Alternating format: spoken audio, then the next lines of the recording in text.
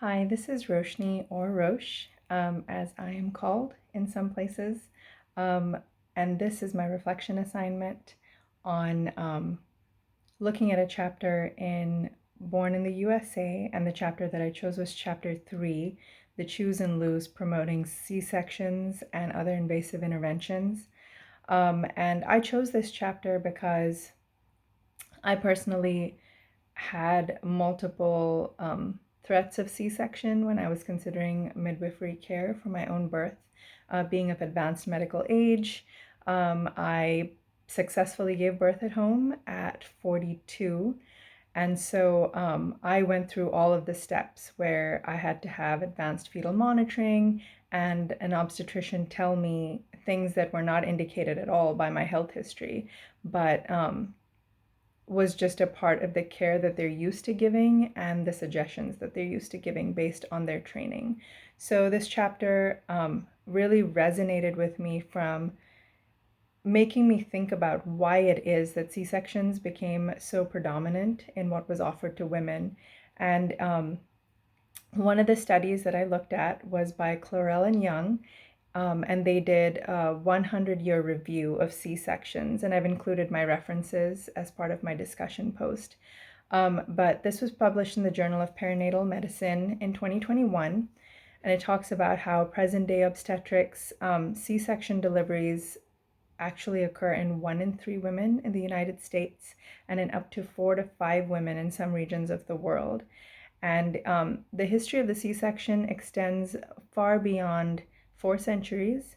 And in 1926, just to do a shortened version of that history, in 1926, the Monroe-Kerr transverse uterine incision was introduced and became the standard method for about 50 years, up until the 1970s when there were newer surgical techniques, but very much influenced by that transverse uterine incision. Of course, we know there's a history of racial disparity and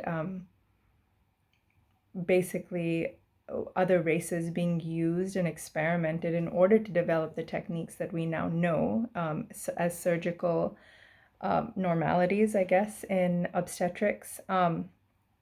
But even now, even with the information that is out there and the evidence that exists, which I also referenced, I think a book everyone knows, Ina May's Guide to Childbirth, where she talks about, places where C-sections are actually indicated and that they're actually the safer outcome for women, depending on a set number of complications, which she has listed out in her book, and I've included that in my references as well. But basically, the pervasive understanding right now, based on the study that I looked at by Clorell and Young, is that C-sections are perceived as being safe. They show short-term postpartum benefits, and based on the legal climate and how hospitals actually look at and calculate the benefits of C-sections, they are what is the norm, unfortunately, at the moment. And normal physiologic birth is not given that same level of a feeling or boundary of safety. And so it kind of makes us understand better why C-sections are offered.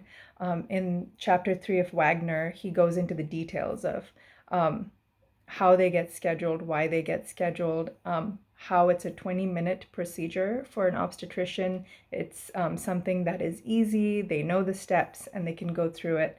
And that's pretty much it. Like a C-section is just easy to offer. In chapter 3, Wagner also talks about the International Federation of Gynecology and Obstetrics, the umbrella organization of the National Obstetric Organization, including ACOG, issued a statement in 1999, which basically said that there was no hard evidence to really justify that C-sections were actually saving the lives of women and babies.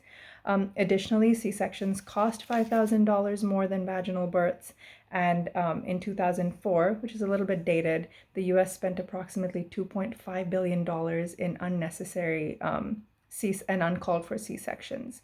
So working towards resolution for a very complicated topic with multiple layers, I would I would like to offer that education and sharing birth stories, supporting a woman's right to choose, and doulas and midwives being normalized, and also understanding the medical model and knowing how to work within it, are all ways in which we can work towards reducing the C-section rate and helping women actually be empowered in knowing what their choices are. This video is a little longer. I apologize, but it is a topic that is very, very interesting and complex. So thank you for listening.